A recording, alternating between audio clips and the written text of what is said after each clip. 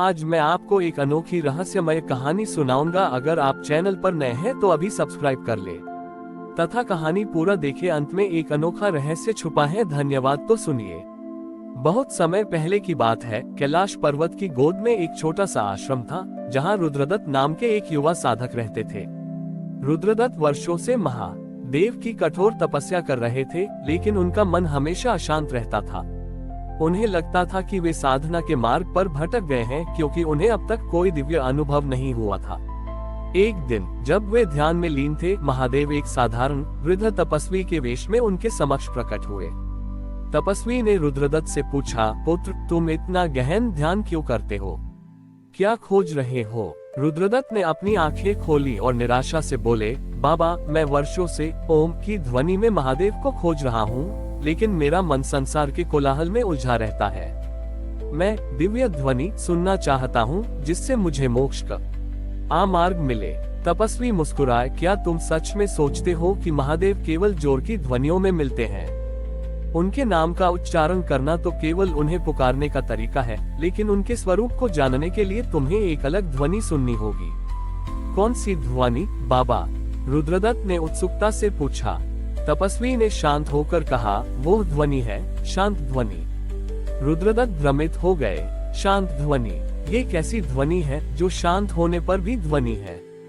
तपस्वी ने समझाया, जिस प्रकार सृष्टि के जन्म से पहले केवल शून्य था, उसी प्रकार हर शोर के पीछे एक परम शांति है। जब तुम ओम का उच्चारण करते हो तो तुम एक लहर पैदा करते हो, लेकिन जब तुम ओम के उच्चारण के विराम में दो शब्दों के बीच की खाली जगह में अपने हृदय की धड़कन के अंतराल में ध्यान लगाओगे, तब तुम्हें वह शांत ध्वनि सुनाई देगी। तपस्वी ने अपनी बात पूरी करते हुए कहा, महादेव शिव उस शून्य में वास करते हैं जो हर ध्वनि का मूल और अंत है। वह शांत ध्वनि ही तुम्हारा सच्चा मार्गदर्शक है। इतना कहकर तपस्वी अंतर ध्यान हो गए। रुद्रदत्त को समझ आ गया कि वह तपस्वी कोई और नहीं, स्वयं महादेव थे। रुद्रदत्त ने अगले ही पल से अपने ध्यान का तरीका बदल दिया। उन्होंने शब्दों के बीच की खामोशी, विचारों के अंतराल और अपनी सांस के ठहरने पर ध्यान केंद्रित करना शुरू किया। कुछ समय बाद उन्हें अपने भीतर एक ऐसी अदृश्य किंतु सर्वव्यापी ध्वनि का अनुभव हुआ, जो परम शांति और अनंत ऊर्जा से भरी थी। ये वही शांत ध्वनि थी। इस अनुभव ने उनके मन से सारा कोलाहल मिटा दिया। रुद्रदत्त ने जान लिया कि महादेव को बाहरी दुनिया के शोर में नहीं, बल्कि अपने हृदय की परम शांति में खोजना ही सच्चा मार्ग है। उन्हें मोक्ष प्राप्त हुआ और वे आजीवन उस शांत ध्वनि के माध्यम से महादेव की उपासना करते रहे। महादेव हमें सिखाते हैं कि सच्चा ज्ञान और शांति संसार के शोर में नहीं, बल्कि हमारे भीतर के शून्य और विराम में छिपी है। रुद्रदत्त को जब शांत ध्वनि का साक्षात्कार हुआ, तो उनके जीवन का उद्देश्य बदल गया। अब वह केवल अपने मोक्ष तक सीमित नहीं थे। वह चाहते थे कि संसार के सभी भटके हुए साधक इस परम सत्य को जाने। उन्होंने अपने आश्रम में एक मौन विद्यालय स्थापित किया। इस विद्यालय की सबसे अनोखी बात यह थी कि यहाँ कोई शब्दों में शिक्षा नहीं दी जाती थी। गुरु रुद्रदत्त अपने शिष्यों को केवल शांत ध्वनि सुनने का अभ्यास कराते थे। वह उन्हें घंटों तक एकांत और मौन में बैठने को कहते थे, जहाँ उन्हें केवल अपनी श्वास और हृदय के अंतराल पर ध्यान केंद्रित करना होता था। जल्द ही दूर दूर से साधक उनके पास आने लगे। उनमें से एक था वैरागी, जो बहुत ही ज्ञानी और तर्कशील था। वैरागी को शब्दों से बहुत प्रेम था। वह हर बात का प्रमाण, शास्त्र और व्याख्या चाहता था। एक दिन अभ्यास के दौरान वैरागी ने अपना मौन तोड़ा और रुद्रदत्त से पूछा, गुरुदेव, ये कैसी साधना है? हम यहाँ आकर घंटों चुपचाप बैठे रहते हैं। ये शांत ध्वनि क्या है? इसे क्यों नहीं परिभाषित किया जाता? अगर यह ध्वनि है तो इसका कंपन कहाँ है? अगर यह शांति है तो इसमें महादेव कैसे हैं? बिना शब्दों के ज्ञान कैसे मिलेगा? रुद्रदत्त ने मुस्कुराते हुए वैरागी की ओर देखा। उन्होंने कोई उत्तर नहीं दिया। इसके बजाय उन्होंने अपने हाथ में रखे पीतल के एक बड़े घंटे को उठाया और जोर से बजाया। पूरा आश्रम उस तेज गूंजती हुई ध्वनि से भर गया। फिर उन्होंने घंटा रख दिया और वैरागी की ओर इशारा किया। वैरागी कुछ देर प्रतीक्षा करता रहा। तेज ध्वनि तो कब की थम चुकी थी, लेकिन उसके कानों में अभी भी एक हल्की सी अंतिम गूंज, द फेडिंग एको, शेष थी। उसने महसूस किया कि वह गूंज धीरे धीरे बड़ी ही अना होती जा रही थी और वापस पूर्ण मौन में समा रही थी। रुद्रदत्त ने मौन तोड़ते हुए धीरे से कहा, हे वैरागी, संसार के शब्द इस घंटे के समान हैं। वे बजते हैं, शोर करते हैं और फिर समय के साथ थम जाते हैं।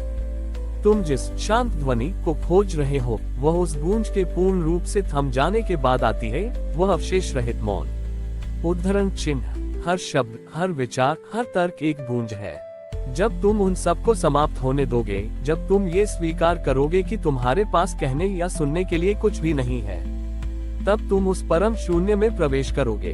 वह शून्य ही शांत ध्वनि है, क्योंकि वह महादेव का पहला और अंतिम सत्य है। वैरागी को पहली बार शब्दों की सीमा और मौन की शक्ति का बोध हुआ। उसे समझ आया कि ज्ञान का वह हिस्सा जिसे तर्क नहीं छू सकता, उसे मौन ही प्रकट करता है।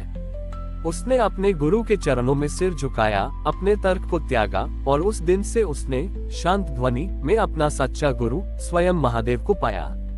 रुद्रदत्त ने इस परंपरा को शांत ध्वनि मार्ग नाम दिया और यह मार्ग मौन के माध्यम से शिव को जानने का एक नया पथ बन गया। रुद्रदत्त का शांत ध्वनि मार्ग दूर दूर तक प्रसिद्ध हो गया। उनके आश्रम में अब सैकड़ों शिष्य थे जो दिन रात मौन में रहकर आंतरिक शांति की खोज करते थे। वैरागी, जो अब स्वयं एक उच्च कोटि के साधक बन गए थे, अन्य शिष्यों को मौन साधना की बारीकियां समझाते थे। लेकिन आश्रम के बाहर के संसार में इस मौन साधना को लेकर एक संशय था। लोग मानते थे कि यह वैराग्य का मार्ग तो है, पर यह संसार के कर्तव्यों और स्मृतियों से भागने का रास्ता है। एक दिन महादेव ने अपने एक गण चित्रसेन को एक परीक्षा लेने के लिए आश्रम भेजा। चित्रसेन ने एक ऐसे व्यापारी का रूप धारण किया जिसने अपने जीवन में बहुत पाप किए थे और अब वह पश्चाताप के लिए आया था। व्यापारी चित्रसेन ने रुद्रदत्त के सामने आकर कहा, गुरुदेव, मैंने जीवन भर धन के पीछे भागकर अनेक पाप किए हैं। मेरी स्मृति उन पापों के बोझ से भरी हुई है। मुझे कोई ऐसा उपाय बताए जिससे मैं उन पापों को भूल सकूं और अंततः शांति पा सकूं। रुद्रदत्त ने क्षण भर के लिए अपनी आंखें बंद की और फिर बोले, स्मृति को मिटाने का उपाय संसार में नहीं है। हर कर्म का फल भोगना ही पड़ता है। व्यापारी ने निराशा व्यक्त की, तो क्या कोई मार्ग नहीं है? क्या मैं अपने पापों की स्मृति में ही जलता रहूंगा? रुद्रदत्त ने कहा, केवल एक ही उपाय है, वह है विस्मृति, फॉरगेटिंग की शक्ति। ये शक्ति तुम्हारी नहीं है, ये स्वयं महादेव की कृपा है जो शांत ध्वनि में निहित है। उन्होंने समझाया, जब तुम शांत ध्वनि में गहरे उतरते हो तो तुम्हारा मन उस शून्य में विलीन होने लगता है जहाँ न भूत है और न भविष्य। वहाँ केवल वर्तमान का शुद्धतम क्षण शेष रहता है। रुद्रदत्त ने व्यापारी से कहा, तुम अपनी पापों की स्मृति को जबरदस्ती मत भूलो, बस इस क्षण में मौन हो जाओ। जब तुम अपने पापों को याद करने की चेष्टा नहीं करोगे, जब तुम उस स्मृति को वर्तमान का हिस्सा नहीं बनाओगे, तब धीरे धीरे वह स्मृति अपनी ऊर्जा खो देगी। ग्रेटर देन, याद रखना बेटा, शिव तुम्हें कर्मों के बंधन से मुक्त करते हैं, तुम्हारी स्मृतियों को मिटाकर नहीं, बल्कि तुम्हें उस स्मृति के बोझ से मुक्त करके। शांत ध्वनि में केवल श आती है, वहाँ तुम्हारे पाप और पुण्य दोनों की गूंज समाप्त हो जाती है। Greater than. व्यापारी चित्रसेन ने रुद्रदत्त की बात मानी और शांत ध्वनि की साधना में लीन हो गया। कुछ दिनों बाद उसने स्वयं को आश्चर्यचकित पाया। उसे अपने पाप याद थे, लेकिन अब वे उसे दुख नहीं देते थे। वे केवल अतीत की घटनाएं थीं, वर्तमान के कर्मों को बाधित करने वाला कोई बोझ नहीं। उसने पहली बार स्वयं को बंधन मुक्त महसूस किया। चित्रसेन अपने असली रूप में प्रकट हुआ और रुद्रदत्त के चरणों में गिर पड़ा। उसने कहा, धन्य है गुरुदेव, आपने सिद्ध कर दिया कि महादेव का मार्ग केवल वैराग्य नहीं, बल्कि परम स्वीकृति का मार्ग है। जो व्यक्ति अपने कर्मों की स्मृति को शांत ध्वनि में विसर्जित करना सीख जाता है, वही सच्चा शिव भक्त है। और इस प्रकार शांत ध्वनि मार्ग के साधक संसार में रहते हुए भी अपनी स्मृतियों और कर्मों के बोझ से मुक्त होकर महादेव के अनंत वर्तमान में जीने लगे।